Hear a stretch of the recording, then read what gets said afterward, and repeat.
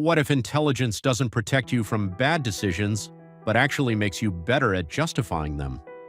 Because some of the worst decisions in history weren't made by fools, they were made by very smart people.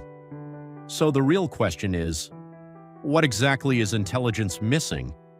If you're watching this, you probably care about thinking clearly. You're not here for shallow motivation or quick life hacks. You're here because you've noticed something strange. Smart people, sometimes even you, still make decisions that don't make sense in hindsight.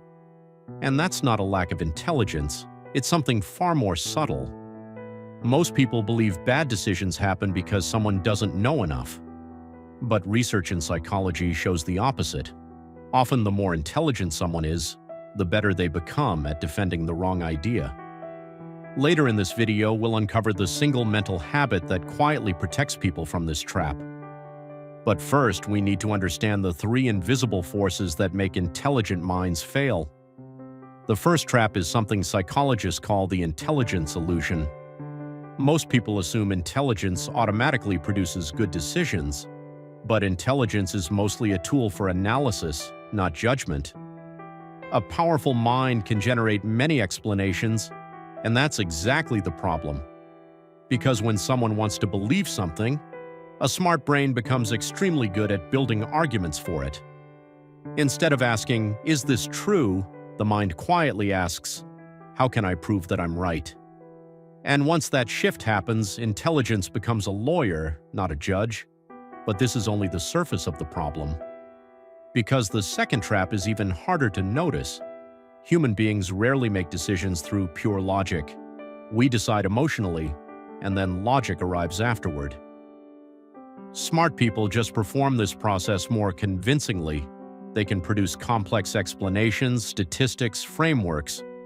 But often those arguments are simply polished rationalizations.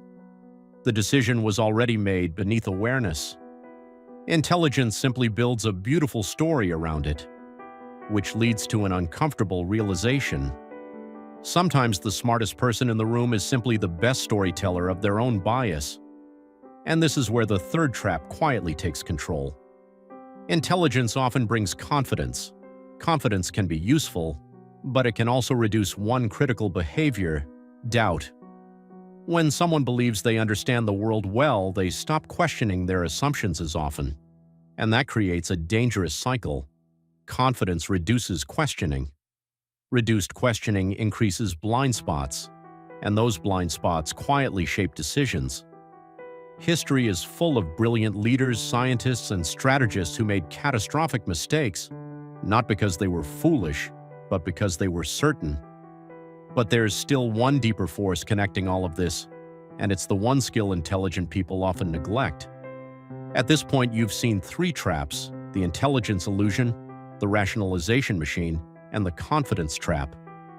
But none of these are the real solution, because avoiding bad decisions isn't about intelligence at all. It's about something far rarer. The real skill that protects against these traps is not a higher IQ.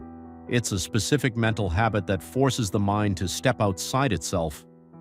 Most people never develop it, and ironically, highly intelligent people sometimes develop it the least. Let's close the loop.